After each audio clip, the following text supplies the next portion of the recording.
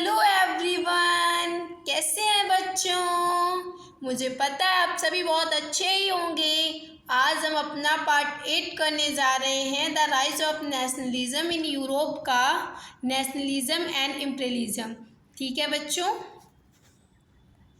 और ये हमारा लास्ट टॉपिक है हमारे इस चैप्टर का।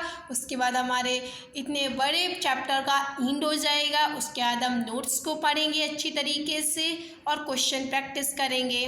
ठीक है बच्चों, और आप हमें कमेंट में बताना कि अब आप कौन सा सब्जेक्ट का फर्स्ट लेसन पढ़ना चाहते हो। ये पूरा बैच आपको फ्री ऑफ कॉस्ट मिल रहा है बच्चों, तो प्लीज़ लाइक करें एंड सब्सक्राइब करें।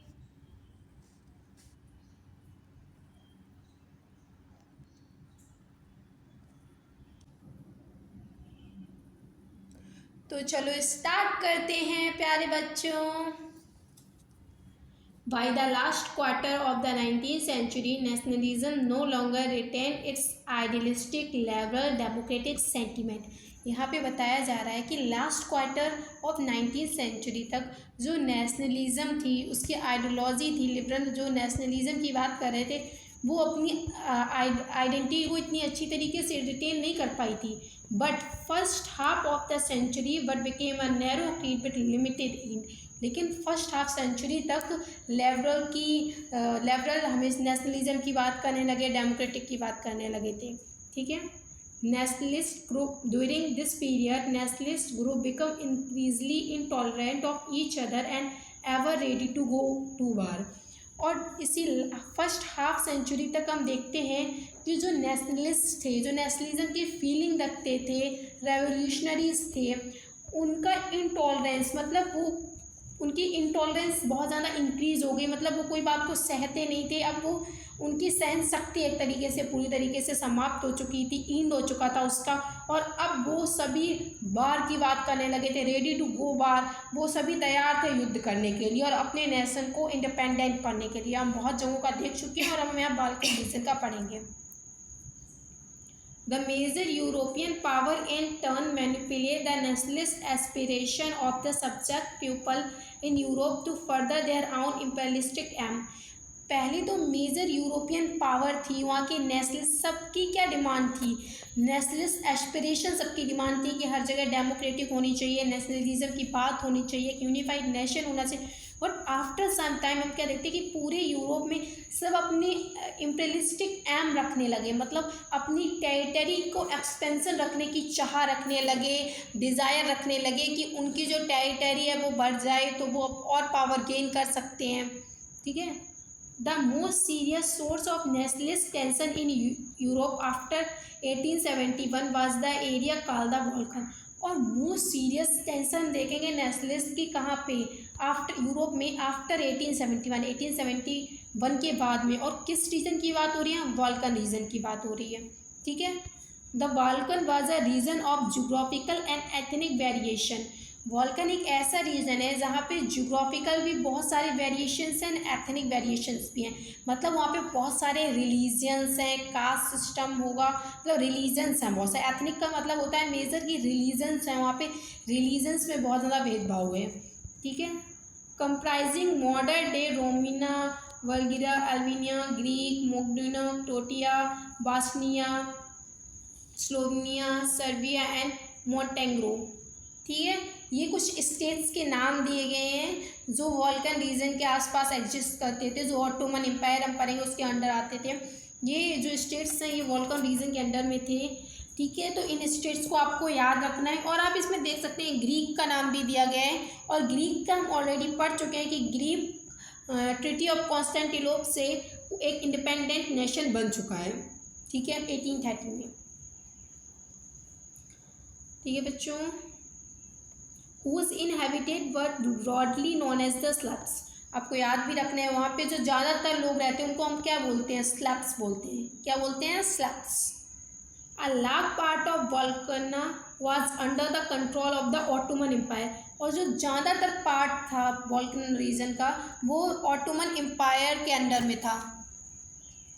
बाल्कन रीजन का जो लार्ज पार्ट था वो ज़्यादातर ऑटोमन एम्पायर के अंदर था। और हम ग्रीक में भी हमने ये पढ़ा था कि 15th सेंचुरी से जो ग्रीक है वो ऑटोमन एम्पायर के अंडर में था। तो मतलब यही बोला जा रहा है कि जो लाख पार्ट था बाल्कन रीजन का वो ऑटोमन एम्पायर के अंडर में था। The spread of the idea of romantic nationalism in the Balkan together with the disintegration of the Ottoman Empire made this region very exclusive।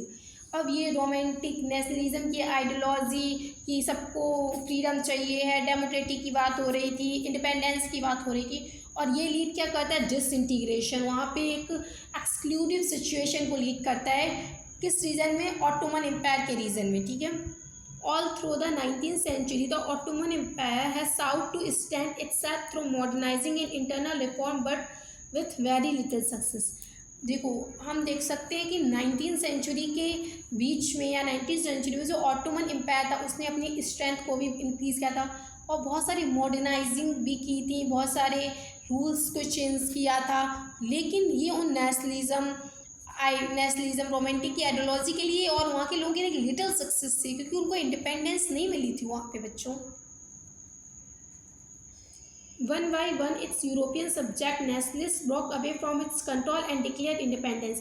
और धीरे धीरे ये जितने भी स्टेट्स थे जो ऑटोमन एम्पायर में के अंडर में थे वो धीरे धीरे ऑटोमन एम्पायर्स की पावर से टूटते गए और अपने आप को इंडिपेंडेंट एक आज़ाद मुल्क डिक्लेयर करते गए, ठीक है। सबसे पहले हम ग्रीक का ही देख चुके हैं। द वॉल्कन पीपल वेस्ट देयर काम फॉर इंडिपेंडेंस और पॉलिटिकल राइट्स ऑन नेशनलिटी। हम देख सकते हैं कि बॉल्कन के जो लोग थे वो काम कर रहे थे, वेस्ट कर रहे थे कि उनके पास इंडिपेंडेंस अभी से नहीं है, उनकी बहुत पहले समय से उनके पास इंडिपेंडेंस एग्जिस्ट कर रही थी। And used history to prove that they once been independent but had subsequently been subjected by foreign power. और वो अभी हिस्ट्री एक प्रूफ हुई थी कि वो इंडिपेंडेंस थे, और लेकिन आफ्टर सम टाइम हम देखते हैं कि इनके ऊपर फॉरेन पावर का कंट्रोल आ जाएगा और वही फर्स्ट वर्ल्ड वॉर को लीड करेगा। Hence the rebellion nationalist in the Balkan thought of their struggle as attempt to win back their long lost independence. और आफ्टर सम टाइम हम देखते हैं कि रिबेलियन होते हैं नेशनलिस्ट जो वॉल्कन रीजन के होते हैं, वो स्ट्रगल करते हैं जीतने की, क्योंकि उनको अपनी अभी जो फॉरेन कंट्रोल पावर कि वो अपनी लॉन्ग लॉस्ट इंडिपेंडेंस जो वो खो चुके थे वो दोबारा उसको इंडिपेंडेंस पाना चाहते थे। As the different Slavic nationalist struggle to define their identity and independence. और बहुत सारे स्लाविक नेशनलिस्ट थे उस रीजन में, जो लोग थे उनको स्लैब्स बोलते थे, जो वहाँ के लोगों को स्लाविक नेशनलिस्ट बोला जाता था, वो स्ट्रगल कर रहे थे अपनी आइडेंटिटी को दोबारा रिटेन करने के लिए एंड इंडिपेंडेंस को हासिल करने के लिए। The Balkan area become an area of intense conflict. और वॉल्कन रीजन एक ऐसा रीजन रहा है बच्चों जो बहुत ज़्यादा कंट्रोवर्सी में रहा है, कॉन्फ्लिक्ट में रहा है।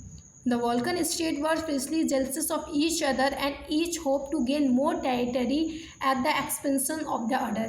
और वॉल्कन के हमने इतने सारे स्टेट्स पढ़े थे, हम आप देख रहे हैं कि अब वहाँ पे इम्पीरियलिज्म का अहम धीरे धीरे इंक्रीज ही होता जा रहा है। जो उनके स्टेट्स थे वो आपस में जेलसिस की फीलिंग रखने लगे एंड वो एक दूसरे के लिए ऐसी होप रखने लगे, चाह रखने लगे, डिज़ायर रखने लगे कि वो ज़्यादा एक दूसरे की टेरिटरी को गेन करके अपनी टेरिटरी का एक्सपेंशन करें। Matter were further conflict because the Balkan also become the scenes of big power rivalry. अभी हम देखेंगे कि ये रीजन वॉल्कन रीजन और ज़्यादा कॉन्फ्लिक्ट तब हो जाता है तब ग्रेट पावर्स भी इन स्टेट्स पे अपना रूल लाने लगती हैं, ठीक है। During this period, there were intense rivalry among the European power over trade and colonies as well as naval and military mights। और हम देखेंगे जो ड्यूरिंग इस पीरियड में हम देखेंगे जो ग्रेट पावर्स होती हैं, यूरोपियन की जो मेजर पावर होती हैं, वो ट्रेड्स के थ्रू कॉलोनीज़ बनाती हैं और मिलिट्री के थ्रू उन रीजन्स पे अपना हक जताने लगती हैं, अपना रूल को ला देती हैं, वहाँ पे अपनी सरकार को फॉर्म कर देती हैं, ठीक है, with the help of military. This rivalry were very evident in the way the Balkan problem unfolded। और यही इतनी सारी दिक्कतें एविडेंट हैं जो वॉल्कन रीजन को प्रॉब्लम में और ज़्यादा अनफोल्डेड कर देते हैं। Each power, Russia, Germany, England and Austro-Hungary was keen on countering the whole of other power over the volcano and extending its own control over the area। हम देखेंगे जितनी भी ग्रेट पावर है वो अपनी अपनी कोशिश करें कि वो इन वॉल्कन रीजन पे उनके स्टेट्स पे अपनी पावर अपना कंट्रोल ला सकें। This lead to the series of war in the region and finally the first world war. और यही इतने सारे और यही क्या लीड करता है, इतना बड़ा कॉन्फ्लिक्ट हो जाता है, हर कोई इम्पीरियलिज्म का एम रखता है, अपनी टेरिटरी को एक्सपेंशन करने का सोच रहा है कॉलोनीज के थ्रू, ट्रेड्स के थ्रू एंड मिलिट्री के थ्रू। और यही क्या लीड करता है, सीरीज ऑफ वार, मतलब फाइनली वर्ल्ड वार लीड होता है 1914 में।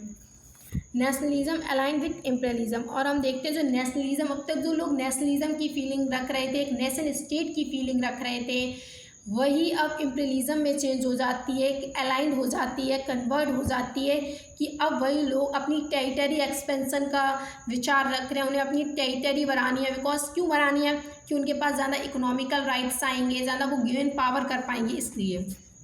लीड यूरोप टू डिसास्टर इन 1914। और यही क्या लीड करता है, पूरे यूरोप में एक डिसास्टर, एक ऊबर खाबर, मतलब एक बहुत रॉन्ग सिचुएशन लीड करता है पूरे ऑल यूरोप में 1914 में। What meanwhile many countries in the world which had been colonized by the European power in the 19th century began to oppose imperial dominance। और धीरे धीरे क्या होता है, जो ग्रेट पावर होती है, बहुत ये ग्रेट पावर्स होती है, वो यूरोपियन की बहुत सारी कंट्रीज़ पे अपना रूल्स लाती हैं, और तो वो जो कॉलोनीज़ बन जाती हैं, उनकी जो कॉलोनीज़ हो जाती हैं, वो सब अपोज में खड़ी होती हैं इम्पीरियलिज्म के, टेरिटरी एक्सपेंशन के। बिकॉज उनकी जो इंडिपेंडेंस थी वो धीरे धीरे लॉस्ट होती जा रही थी। The anti imperial movement that develop everywhere were nationalist. और एंटी इम्पीरियलिज्म की मूवमेंट चलती है कि टेरिटरी एक्सपेंशन को रोका जाए, in the sense that they all struggle to form independent nation state. और सब किसके लिए स्ट्रगल करने लगते हैं, एक इंडिपेंडेंट नेशन स्टेट, मतलब एक सबकी एक लिमिटेड टेरिटरी हो, एक नेशन स्टेट हो। ऐसा नहीं हो कि सब जब मना रहा है तब किसी पे कब्जा कर रहे हैं, ऐसा नहीं होना चाहिए। लोग इसके लिए स्ट्रगल कर रहे हैं, अपनी इंडिपेंडेंस को मांग रहे हैं। And were inspired by a sense of collective national unity. और यही क्या इसी से क्या इंस्पायर होती है, एक सेंस ऑफ कलेक्टिव आइडेंटिटीज़ का दौर आता है, सब अपने आप को एक दूसरे से जोड़ के इंडिपेंडेंस की बात करने लगते हैं, ग्रेट पावर के अगेंस्ट में खड़े होते हैं यूरोप में। Forgets in contradiction with imperialism. And इसे पूरी तरीके से एबलाइज, पूरी तरीके से डिस्ट्रॉय करना चाहते हैं इम्पीरियलिज्म की आइडियोलॉजी को, हम ये बोल सकते हैं यहाँ पे। European idea of nationalism were replicate for people everywhere develop their आउन स्पेसिफिक वैरायटी ऑफ नेशनलिज्म। और यूरोप में नेशनलिज्म के आइडिया और तेज़ी से स्प्रेड होने लगे, रेप्लिकेटेड होने लगे, और सब लोग अपनी तरीके से अपनी स्पेसिफिक वैरायटी से नेशनलिज्म को देख रहे थे एंड डिमांड कर रहे थे इस इम्पीरियलिज्म की एंड का। But the idea the society should be organized into nation state came to be accepted as natural and universal। और यहाँ पे ऐसा बताया जा रहा है कि लोगों का ऐसा आइडिया था, लोग ऐसा मान रहे थे कि जो सोसाइटी में नेशन स्टेट ऑर्गेनाइज्ड होने चाहिए, वो सब लोग एक नेचुरल और यूनिवर्सल तरीके से एक्सेप्ट करें। ऐसा नहीं है कि आज तो वो एक नेशन स्टेट है, कल वो किसी देश की टेरिटरी का पार्ट बन जाए और वहाँ के लोगों की नेसेसिटी, वहाँ के लोगों का नेशनलिज्म, उनकी इंडिपेंडेंस पूरी तरीके से डिस्ट्रॉय हो जाए। ठीक है बच्चों, देखो इस वाला जो क्वेश्चन है, यहाँ पे क्वेश्चन बहुत कम बनते हैं, लेकिन बनते नहीं है ऐसा नहीं है, बनते हैं। ठीक है, यहाँ पे जो वॉल्कन रीजन के स्टेट्स दिए गए हैं उनको आप लोग याद रखना। हो सकता है ऑब्जेक्टिव बेस्ड क्वेश्चन में आ जाए, कभी दे दे कि वॉल्कन रीजन का इनमें से कौन से, तो आपको याद रखना होगा बच्चों। ठीक है, और वॉल्कन रीजन का क्या केस था वो आपको पूरा बताना होगा, कैसे इसने फर्स्ट वर्ल्ड वार को लीड किया और सब किस चीज़ की डिमांड कर रहे थे, तो थोड़ा थोड़ा याद रखना वॉल्कन रीजन का केस अच्छी तरीके से। ठीक है बच्चों, आज ये हमारा पूरा चैप्टर समाप्त हो चुका है, पूरी तरीके से कंप्लीट हो चुका है।